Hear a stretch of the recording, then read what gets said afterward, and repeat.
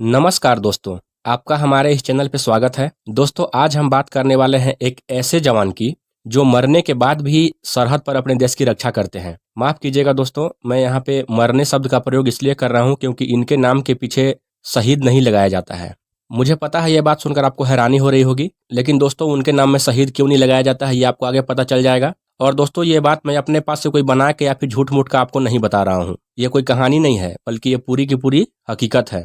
दोस्तों, हमारे देश का एक ऐसा सैनिक जो कि इस दुनिया में नहीं है, फिर भी उसको प्रमोशन मिलता है, छुट्टी भी मिलता है, सुबह में चाय, उसके बाद खाना दिया जाता है। अब आपके मन में आ रहा होगा कि आखिर वह कौन सैनिक है और उन्होंने ऐसा क्या खास काम किया है कि मरने के बाद भी उनको इतने दिनों तक इतना सम्मान दिया जा रहा है। वैसे तो हमारे देश में सभी शहीद सैनिकों का बहुत सम्मान होता है और होना भी चाहिए दोस्तों, लेकिन अभी मैं जिसका बात कर रहा हूँ उनका कहानी बिल्कुल अलग है। जी हाँ दोस्तों, मैं बात कर रहा हूँ जसवंत सिंह रावत की। जसवंत सिंह रावत ने अकेले 72 घंटों तक चीनी सैनिकों का डटकर मुकाबला किया था और 300 से ज्यादा चीनी सैनिकों को मार गिराया था। आइए आपको उनकी बहादुरी की पूरी दास्तान सुनाता हूँ। जसवंत सिंह रावत उत्तराखंड के पौड़ी गढ़वाल जिले के रहने वाले थे। जसवंत सिंह रावत का जन्म 19 अगस्त 1941 को हुआ था। उनके पिता का नाम गुमन सिंह रावत था। साथियों, जिस समय जसवंत सिंह रावत का मृत्यु हुआ था उस समय वह राइफलमैन के पद पर गढ़वाल राइफल्स की 4th बटालियन में सेवारत थे। जब 1962 में भारत और चीन में युद्ध हुआ और जब भारत चीन का युद्ध अंतिम चरण में था, तब 14,000 फीट की ऊंचाई पर भारत और चीन का सीमा युद्ध का मैदान बना हुआ था।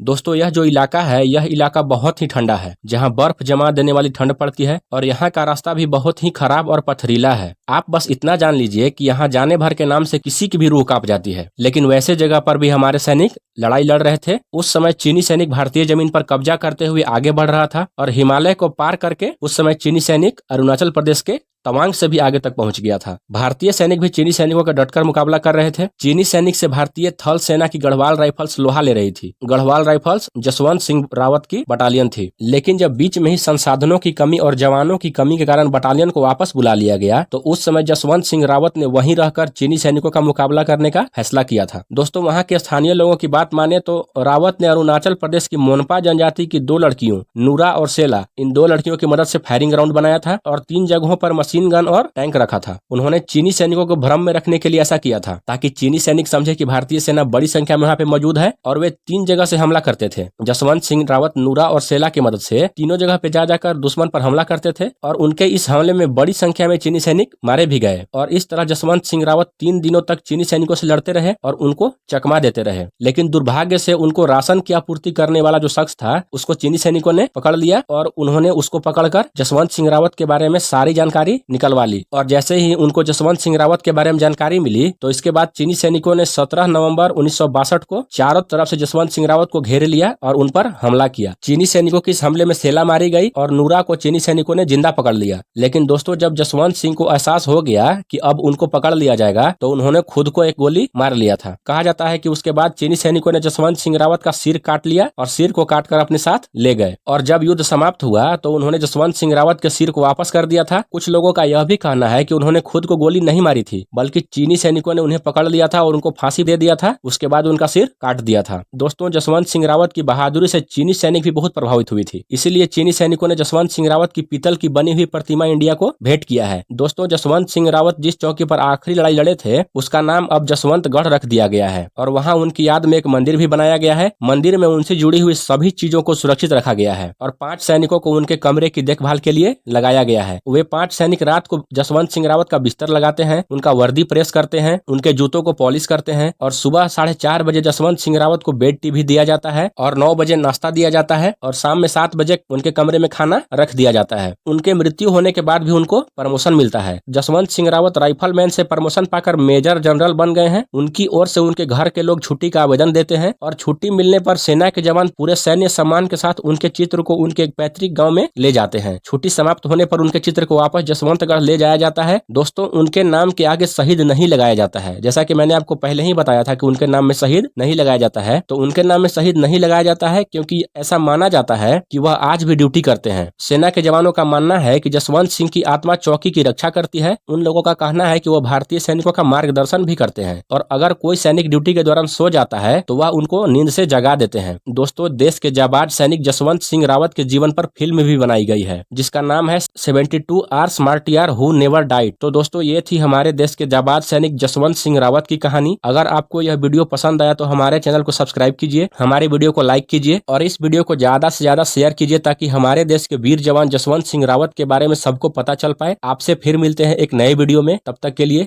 राधे राधे।